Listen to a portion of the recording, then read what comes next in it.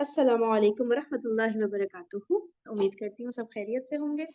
अच्छा, हम लोगों ने ये पढ़ लिया था ना, हज़रत अली रज़ी अल्लाह तआला अन्हु की शहादत के बारे में पढ़ा था, उनकी आखिरी वसीयत जो उन्होंने अपनी औलाद को की थी, वो भी हमने पूरी पढ़ी। और बिल्कुल उनके जो लास्ट मोमेंट्स थे, उसमें वो ला इलाहा इल्लल्लाह का विर्द कर रहे थे, ठीक है? और उनकी तदफीन जो हुई थी, वो दारुल इमारत की इमारत के अंदर ही की गई, क्योंकि खदशा था कि खवारिज मौका पाकर कहीं लाश की बेहुरमती ना करें, ठीक है? फिर नमाज़ जनाज़ा साहबज़ादे सैयदना हसन रज़ी अल्लाह तआला अन्हु ने पढ़ाई थी। खिलाफत की मुद्दत 4 साल 9, ठीक है? ये भी पढ़ लिया था। फिर हज़रत मुआविया रज़ी अल्लाह तआला अन्हु की फ़रमाइश पर जो उनके एक रफ़ीक थे, उन्होंने हज़रत अली रज़ी अल्लाह तआला अन्हु की सीरत का नक्शा पूरा खींचा था, जो बहुत ही ब्यूटीफुल वर्ड्स थे। ये पूरा पेज हमने पढ़ लिया था। बहुत सारी डिटेल थी इसमें। फिर कोई गवर्नर थे जो हज़रत अली के पास हाज़िर हुए थे ना, तो उन्होंने उनको तो उन्होंने हज़रत अली ने उनके सामने सत्तू का जो होता है वो पानी में मिलाकर नोश फ़रमाया था। तो उस पे बड़ा हैरान हो रहे थे वो जो गवर्नर थे ना, कि इतना इराक में तो इतने अच्छे-अच्छे तरह के खाने मिलते हैं, लेकिन आप ये खा रहे हैं। तो उस पर जो है हज़रत अली रज़ी अल्लाह तआला अन्हु ने फ़रमाया था कि मैं पसंद नहीं करता कि मेरे पेट में हलाल के सिवा कुछ और जाए। बहुत ज़्यादा सादगी थी ना हज़रत अली रज़ी अल्लाह तआला अन्हु की तबीयत में। फिर इल्मी शान की बात हो रही थी उनकी, कि जो बड़े-बड़े सहाबा कराम थे, जैसे हज़रत उमर रज़ी अल्लाह तआला अन्हु, हज़रत आयशा रज़ी अल्लाह तआला अन्हा, उनके बारे में हमने पढ़ा था कि कुछ मसाइल उनसे पूछने के लिए आए थे, तो उन्होंने उनको डायरेक्ट किया था उनकी तरफ, हज़रत अली रज़ी अल्लाह तआला अन्हु की तरफ था, कि उनसे पूछ कर आओ। जैसे मसा का जो था, मोज़ों पे मस्सा क्या बोलते हैं?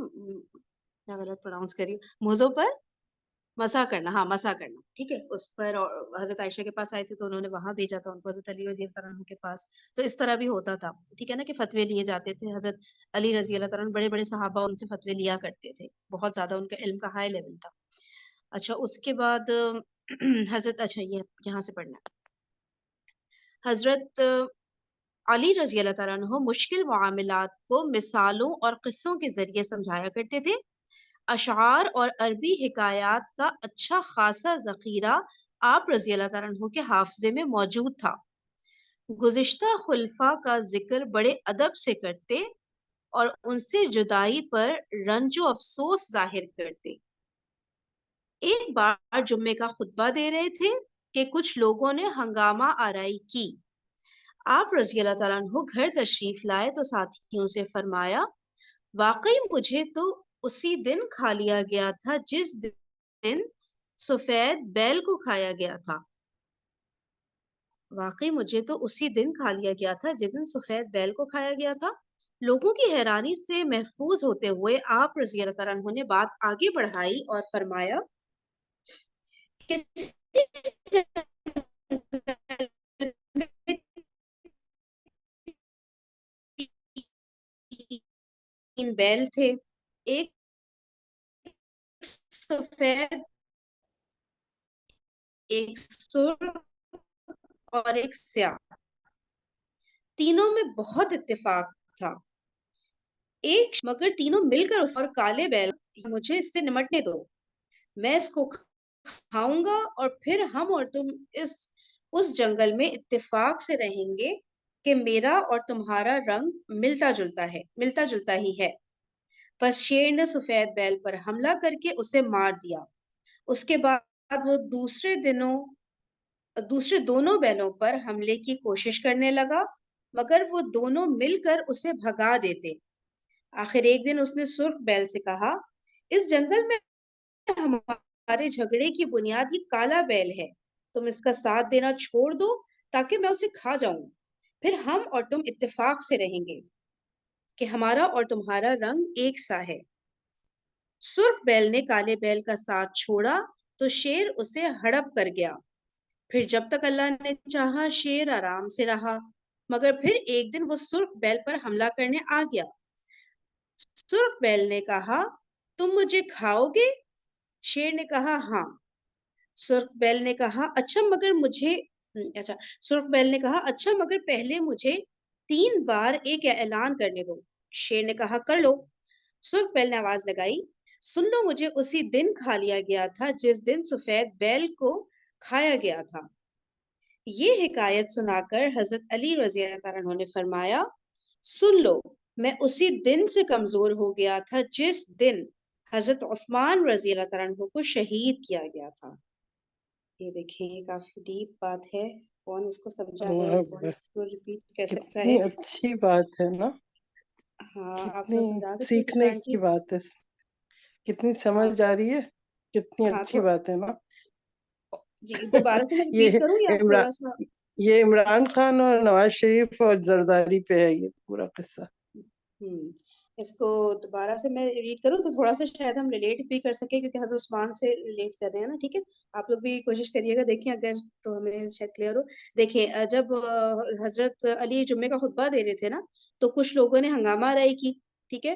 تو حضرت علی گھر تشریف لائے تو ان کے ساتھیوں، تو حضرت علی نے نا اپنے ساتھیوں سے فرمایا، واقعی مجھے تو اسی دن کھا لیا گیا تھا جس دن سفید بیل کو کھایا گیا تھا۔ اب سفید بیل کو یہاں پہ حضرت عثمان رضی اللہ تعالیٰ عنہ سے مطلب مثال دی گئی ہے نا، جیسے، ٹھیک ہے؟ تو اب پھر آگے وضاحت کیسے کی، یہ قصہ سنایا، وہ قصے اور اس سے ایکسپلین کرتے تھے نا چیزوں کو حضرت علی۔ تو اب دیکھیں اس سے اللہ کرے ہماری بھی لرننگ اور ہمیں بھی اس طرح سے چیزیں ایکسپلین کرنا ہے۔ دیکھیں کسی جنگل میں 3 بیل تھے، ٹھیک ہے؟ ایک سفید، ایک سرخ اور ایک سیاہ۔ تینوں میں بہت اتفاق تھا۔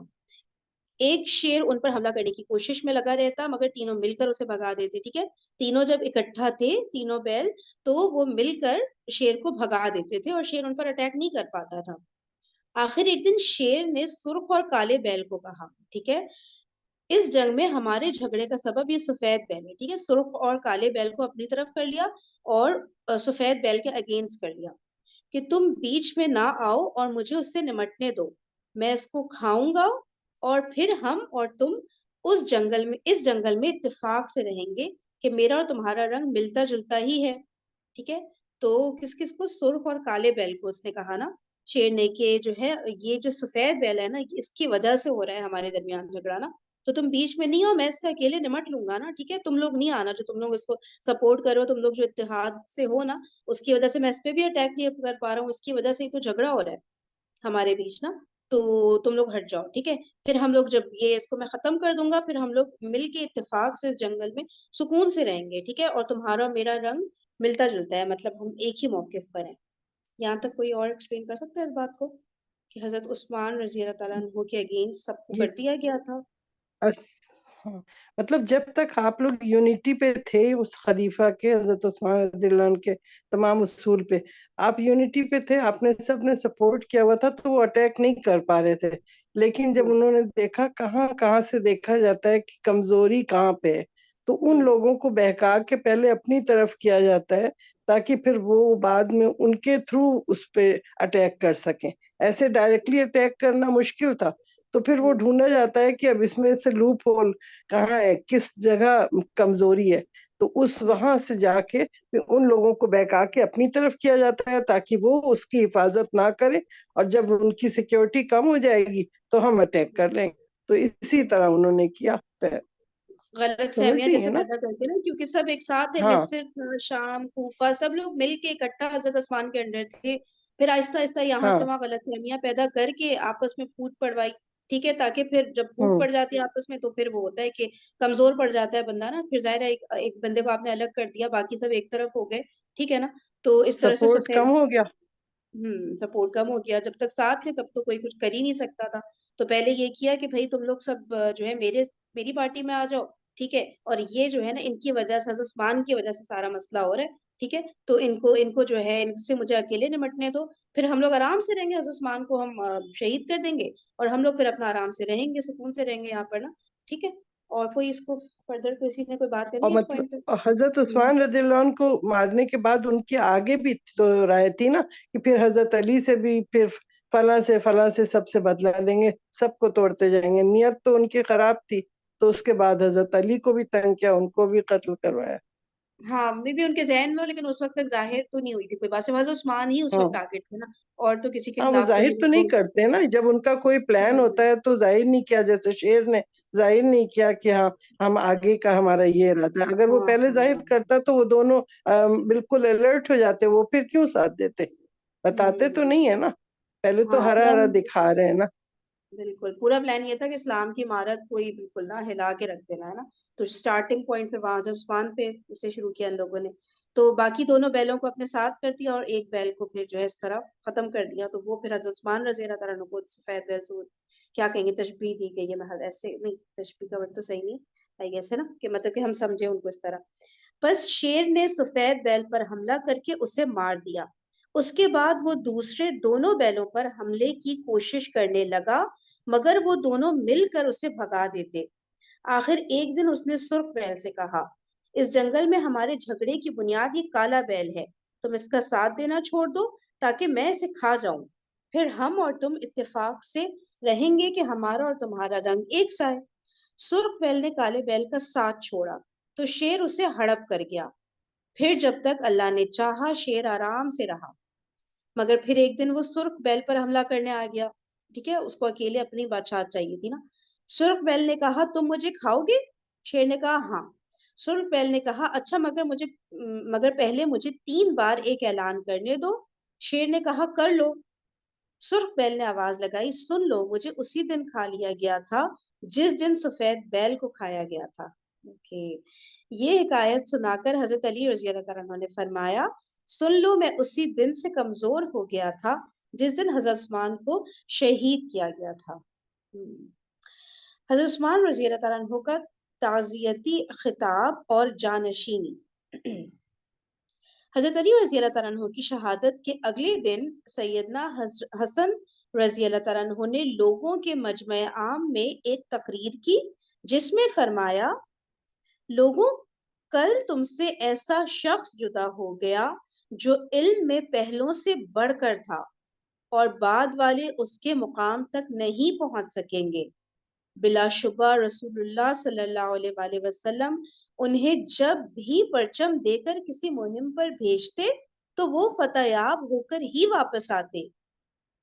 یہ شخص دنیا سے اس حال میں گیا ہے کہ اس کے پاس سونا تھا نہ چاندی، ہاں 700 درم تھے جو اپنے گھریلو خادموں کے لیے الگ جمع کر کے رکھے تھے۔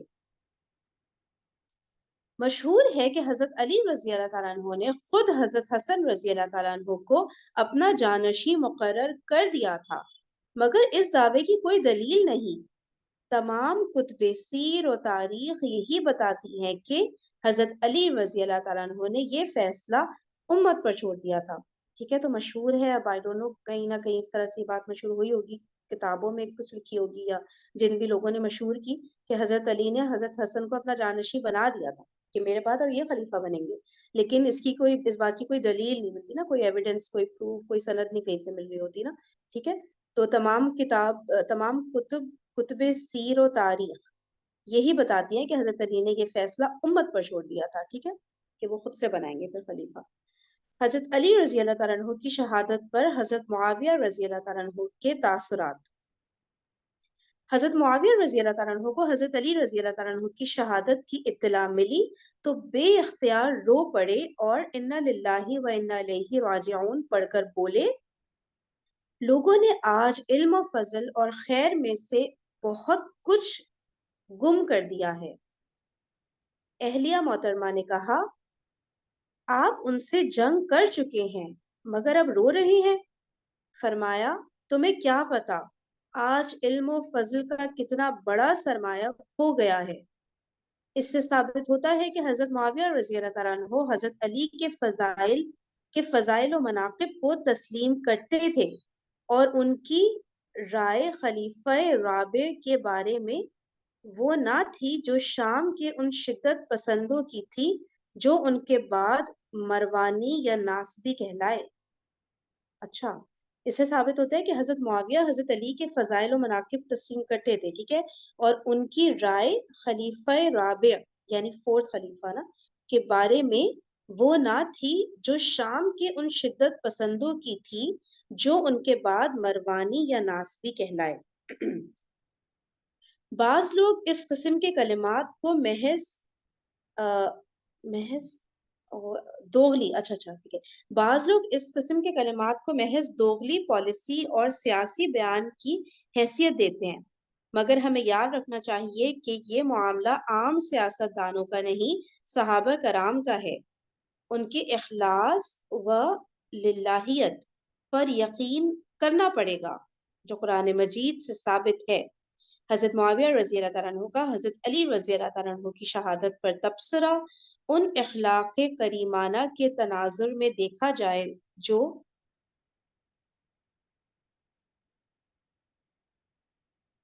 صحابہ کرام کا مایہ امتیاز تھے.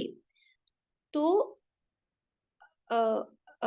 کیا لکھا ہے یہ پہلی لائن کا دیکھیے گا، چوتھا پانچواں ورڈ اچمبے. اچمبے کی کوئی بات نہیں تھی، اچھا یعنی کہ کوئی تو حیرانگی کی بات نہیں تھی. اوکے صحیح. تو اچمبے کی کوئی بات نہیں رہتی.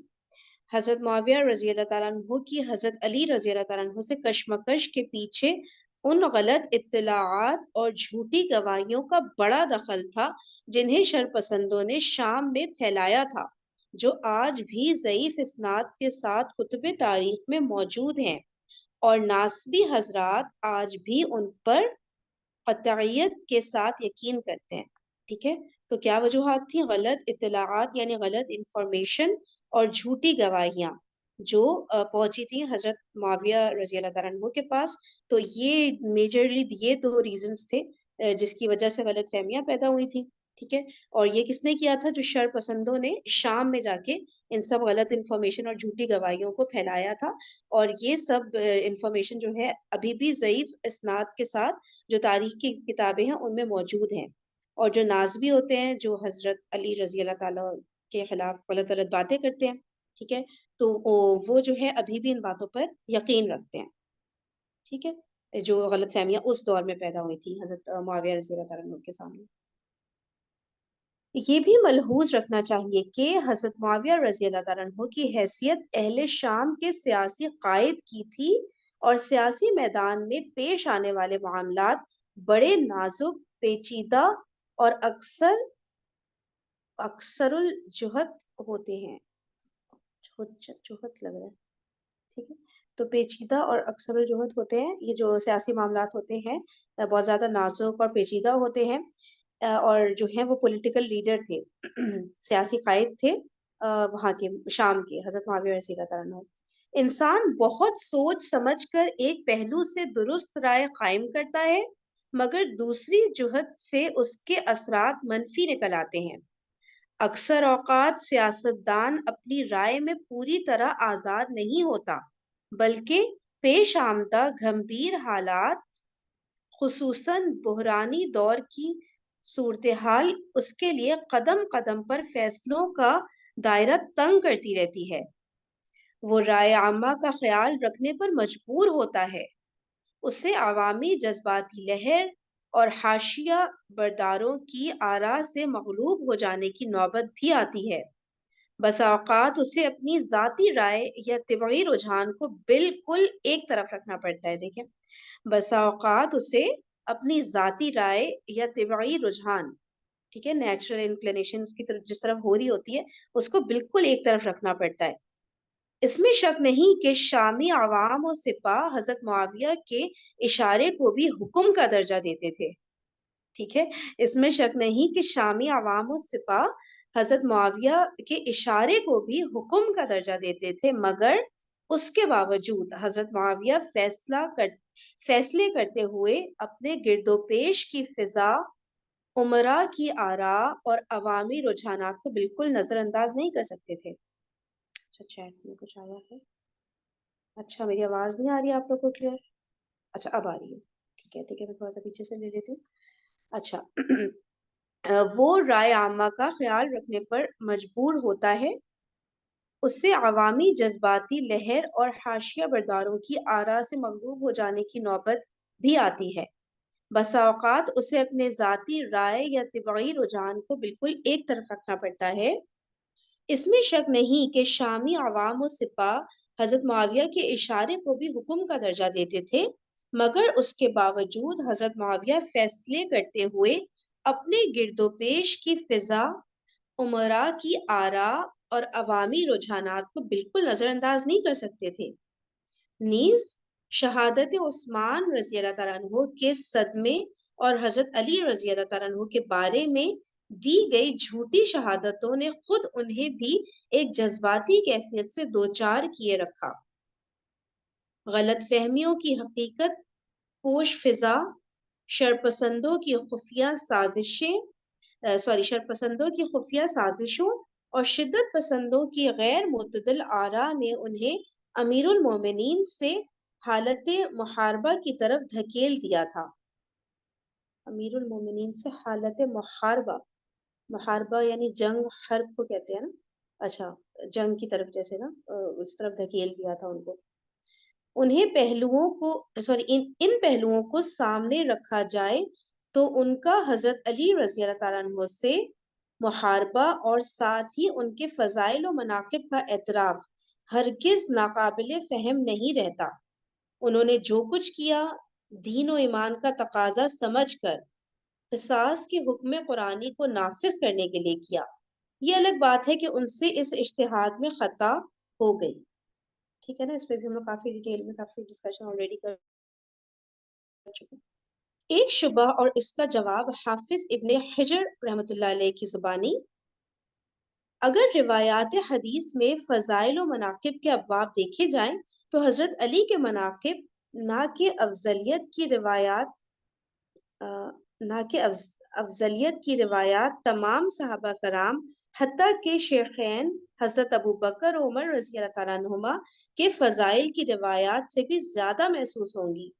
اس سے بعض لوگوں کو یہ دھوکہ لگ جاتا ہے کہ حضرت علی شیخین سے بھی افضل تھے، حالانکہ شیخین کے فضائل و مناقب کی روایات کے کم ہونے اور حضرت علی کے متعلق ایسی روایات کی کثرت کی ایک خاص وجہ تھی، جس پر روشنی ڈالتے ہوئے حافظ ابن حجر رحمۃ اللہ علیہ فرماتے ہیں، صحابہ میں سے کسی کے حق میں مضبوط سندوں کے ساتھ اتنی احادیث مروی نہیں جتنی حضرت علی کے متعلق وارد ہوئی ہیں۔ اس کی وجہ غالباً یہ ہے کہ وہ آخر میں تھے اور ان کے زمانے میں اختلاف پڑ گیا اور بغاوت کرنے والوں نے ان کے خلاف بغاوت کی۔ حضرت علی رضی اللہ تعالیٰ عنہ کے مخالفین کی تردید کے لیے صحابہ نے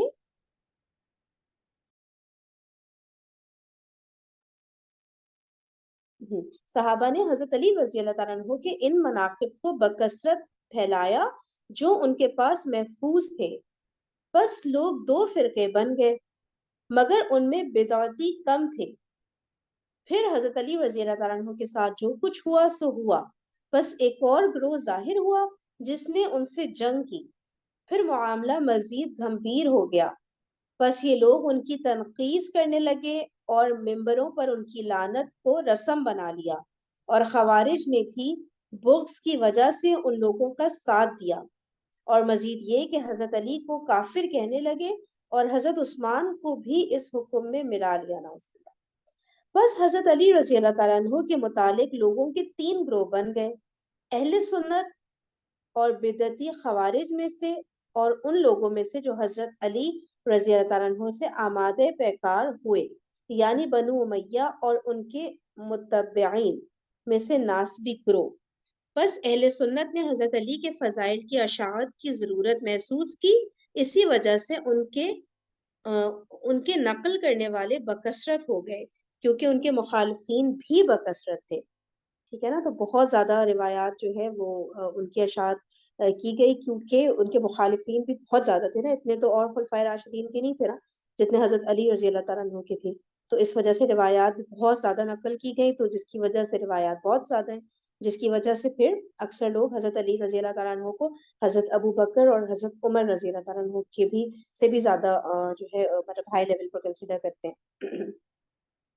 ورنہ حقیقت میں خلفائے اربعہ میں سے ہر ایک کے فضائل اتنے ہیں کہ اگر انہیں انصاف کے ترازو کے ساتھ نقل کیا جائے تو اہل سنت کے عقیدے سے ہٹ کر کوئی بات ثابت نہیں ہوگی۔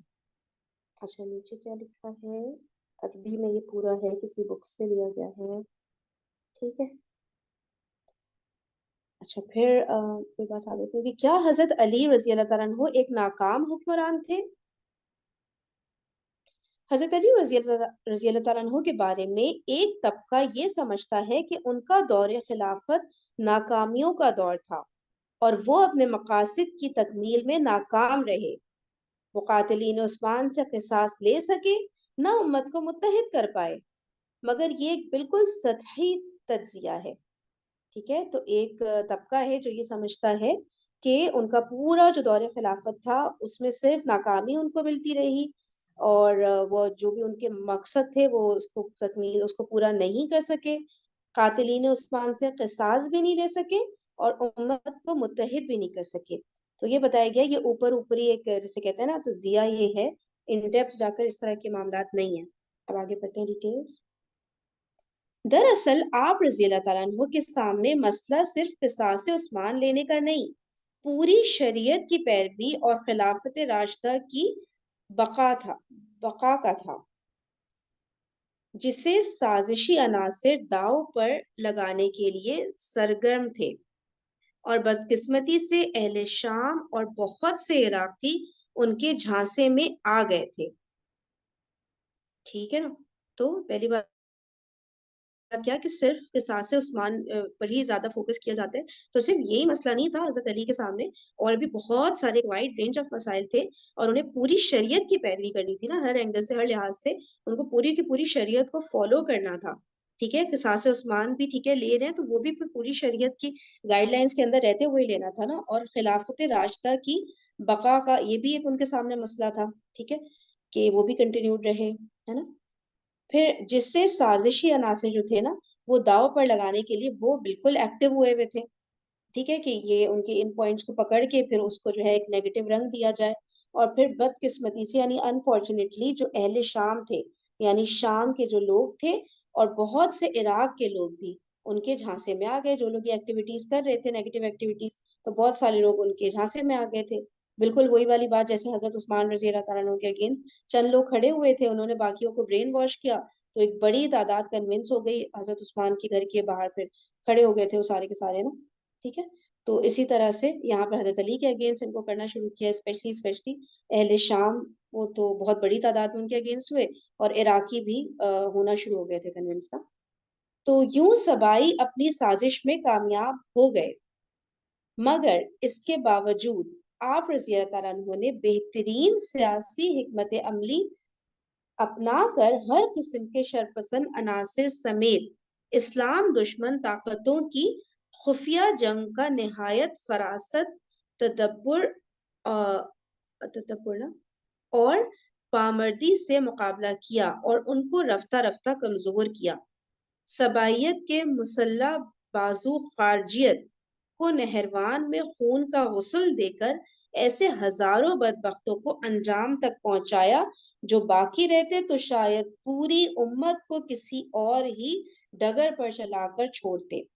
صحیح بات ہے نا, اگر وہ جو خارجی تھے اتنے سارے کتنے تھے, 4000 کے قریب رہ گئے تھے نا ان دی اینڈ, تو وہ اگر وہ فتنہ ختم نہیں کرتے حضرت علی رضی اللہ تعالیٰ عنہ کی بہت بڑی کامیابی تھی, تو پھر جو ہے یہ تو بالکل ہی پوری امت کو ہی کسی اور راستے پر چلا دیتے نا. تو بہت ساری کامیابیاں تھیں حضرت علی کی, اب کوئی ہائی لائٹ نہ کرنا چاہے تو اس کا مسئلہ ہے. یہ درست ہے کہ آپ رضی اللہ تعالیٰ عنہ کے دور میں قاتلین عثمان کو بر وقت عدالتی کٹہرے میں لا کر ان پر مقدمہ نہ چلایا جا سکا. ٹھیک ہے نا, یہ بات تو اپنی جگہ پر ہے, یہ فیکٹ ہے کہ حضرت علی کے دور میں جو قاتلین عثمان تھے ان کو عدالتی کٹہرے میں لا کر ان پر مقدمہ چلانا, یہ ساری باتیں اس وقت نہیں ہو سکیں فوری طور پر. مگر یہ کہنا بالکل غلط ہے کہ آپ رضی اللہ تعالیٰ عنہ نے قصاص کے معاملے کو ترک کر کے قاتلوں کو اپنے گرد جمع کیے رکھا. ٹھیک ہے, یہ بات بھی غلط ہوگی کہ قصاص کے معاملے کو بالکل انہوں نے چھوڑ دیا, اور جو قاتل تھے وہ ان کے آس پاس رہے, اور حضرت علی واز فائن ود دیم کہ ٹھیک ہے کوئی مسئلہ نہیں. در حقیقت قتل میں براہ راست شریک کسی ایک شخص کے متعلق بھی کوئی تاریخی گواہی نہیں ملتی کہ وہ حضرت علی کے لشکر میں ہو. ٹھیک ہے, تو حضرت علی کے لشکر میں ٹھیک ہے وہ لوگ بہت سارے تھے جو کہ جنہوں نے جو گھیرے ہوئے تھے حضرت عثمان کے گھر کو, اور جو اس تحریک کا حصہ تھے, تو بہت سارے لوگ وہ تھے کہ جو بہت شرمندہ بھی ہو گئے تھے نا, کہ وہ تو کہ بھئی حضرت عثمان رضی اللہ تعالیٰ عنہ کے اگینسٹ وہ یہ نہیں چاہتے تھے کہ ایک دم ان کو شہید کر دیں. تو جو ہے وہ سب حضرت علی کے لشکر میں شامل تو ہو گئے تھے, ان میں سے بہت سارے لوگ, ٹھیک ہے نا. تو لیکن جو ڈائریکٹلی ملوث تھے, جنہوں نے گھر میں اتر کر اٹیک کیا تھا حضرت عثمان پہ, تو ڈائریکٹلی جو براہ راست جسے کہیں گے نا جو ملوث تھے, ان میں سے کوئی ایک بندہ بھی حضرت علی کے لشکر میں, حضرت علی کے گروہ میں نہیں تھا. ٹھیک ہے نا. ہم بتا چکے ہیں کہ حضرت عثمان رضی اللہ تعالیٰ عنہ کے خلاف فتنہ برپا کرنے والے باغی 5 قسم کے تھے. ٹھیک ہے, اب اس کو غور سے پڑھیں کہ بار بار یہ چیزیں ذہن سے نکل جاتی ہیں. ٹھیک ہے, 5 قسم کے لوگ تھے جنہوں نے حضرت عثمان کے خلاف فتنہ برپا کیا تھا. نمبر 1 کچھ عبداللہ بن سبا کی طرح پس پردہ تھے جن کے خلاف کوئی ثبوت یا سراغ نہ تھا. بغیر ثبوت کے ان پر سزا کیسے جاری کی جا سکتی تھی؟ ٹھیک ہے. نمبر 1 کون؟ جیسے عبداللہ بن سبا تھا، وہ حرکتیں کر کر کے اپنا نکل جاتا تھا، ٹھیک ہے، اور وہ پیچھے جو ہے وہ اپنے کوئی فٹ سٹیپس نہیں چھوڑتا تھا، کوئی ایویڈنس، کوئی ثبوت کچھ مل نہیں پاتا تھا اس کے اگینسٹ کہ جس سے اس کو ٹریس کیا جائے، اس کو پکڑا جائے. تو وہ سب کو اپنا کام کر کے نکل جاتا تھا اور کسی کو نہیں پتا چل پاتا تھا وہ گیا کہاں. اسی طرح اور بھی بہت سارے لوگ تھے، ٹھیک ہے. تو پہلی کیٹیگری جو حضرت عثمان کے خلاف جنہوں نے فتنہ برپا کیا تھا، تو وہ اسی طرح کی تھی، عبداللہ بن سبا کی طرح کی تھی، کہ جو کام کر کے وہ ہاتھ ہی نہیں آتے تھے تو ان کو سزا کیسے دی جاتی نا. ٹھیک ہے، پہلے تو یہ ہو گئی کیٹیگری. نمبر 2، کچھ لوگ بن الحمق عمر بن الحمق رضی اللہ تعالیٰ عنہ کی طرح غلط طور پر قاتل مشہور کر دیے گئے تھے. اچھا، یعنی غلط الزام لگایا جاتا ہے نا، کسی کو بھی کہہ دو کہ بھئی اس نے کیا تھا قتل، ہم گواہی دیتے ہیں اور یہ وہ نا. تو یہ تھے عمر بن الحمق، ان کو جو ہے قاتل قرار دے دیا گیا تھا، جو کہ غلط طور پر گواہی دی گئی تھی. صحیح ہے نا. تو ایک کیٹیگری ان کی تھی. تو ایسے بھی بہت سارے لوگ ہوں گے کہ جن کو یعنی کہ کہا گیا ہوگا کہ انہوں نے ڈائریکٹلی قتل کیا ہے جبکہ انہوں نے ایکچوئل میں نہیں قتل. ایک کیٹیگری یہ ہو گئی. صحیح ہے، ایکچوئل میں انہوں نے نہیں قتل کیا تھا. تو ان کو بھی کیسے دیتے حضرت علی رضی اللہ تعالیٰ عنہ سزا؟ کچھ قاتل موقع پر مارے گئے تھے، جیسے سودان بن حمران، کلثوم بن تجیب اور قطیطرہ. نمبر 1 تاریخ طبری میں آئے ہیں ان کے نام، ٹھیک ہے، کہ ان تینوں نے قتل کیا تھا لیکن موقع پر ہی نا یہ تینوں مارے گئے. ٹھیک ہے، تو ختم، اب وہ تو قتل ہو گئے، تو اب تو کیا سزا کی بات. کچھ قاتل زندہ مگر مفرور تھے، وہ شام و مصر کے سرحدی کوہستان میں روپوش رہے. ایک مدت تک ان کی کوئی اطلاع بھی نہ تھی. وہاں حضرت علی رضی اللہ تعالیٰ عنہ کا مکمل کنٹرول بھی نہ تھا، بلکہ بہت جلد حضرت معاویہ رضی اللہ تعالیٰ عنہ نے اسے اپنی عملداری میں شامل کر لیا. یعنی کہ ان کی حکومت، ان کی ملکیت میں آ گیا وہ ایریا نا. اس لیے مصر کے قاتلین عثمان کا معاملہ بھی حضرت علی کے ذمے نہیں رہا. اچھا ٹھیک ہے. اب کچھ قاتل تھے جو کہ بھاگ گئے، ٹھیک ہے. کچھ لوگ تو وہ بتایا گیا نا، نمبر 1 کیٹیگری تھی جو کہ یہ فتنہ وغیرہ کر رہے تھے لیکن بھاگ گئے، وہ قاتل نہیں تھے. صحیح ہے نا. اب جو کیٹیگری آ رہی ہے وہ قاتلوں کی آ رہی ہے کہ انہوں نے وہ قتل کیا باقاعدہ طور پہ اور پھر وہ بھاگ گئے، ٹھیک ہے، اور شام و مصر کے سرحدی کوہستان میں روپوش ہو گئے. ٹھیک ہے نا. جو بارڈر وہاں پہ لگتا تھا، تو ہمیں پتا ہے کہ شام تو حضرت معاویہ کے انڈر تھا ہی تھا، پھر مصر پر بھی حضرت معاویہ نے قبضہ کر لیا تھا. تو وہ حضرت علی کے انڈر تو وہ جگہ رہی نہیں تھی. مصر پر حضرت علی کی خلافت ایک طرح سے نہیں بچی تھی نا، ٹھیک ہے، جس طرح سے شام پر نہیں تھی. تو اسی طرح سے شام والے بھی نہیں ان کو خلیفہ مان رہے تھے، اور حضرت معاویہ نے مصر پر قبضہ کر کے اسے بھی اپنے انڈر لے لیا تھا. تو پھر مصر والوں کو سزا کس طرح سے پھر دی جا سکتی تھی نا، حضرت علی کس طرح دیتے، وہ ان کے انڈر وہ ایریا آ ہی نہیں رہا تھا. تو وہاں پھر وہ پکڑے بھی نہیں گئے، ٹھیک ہے، یہ لوگ بھاگ گئے تھے قتل کر کے. تو ہوگی نا 4 کیٹیگریز ہوئی نا. اچھا 5ویں نیچے آ رہی ہے، ٹھیک ہے.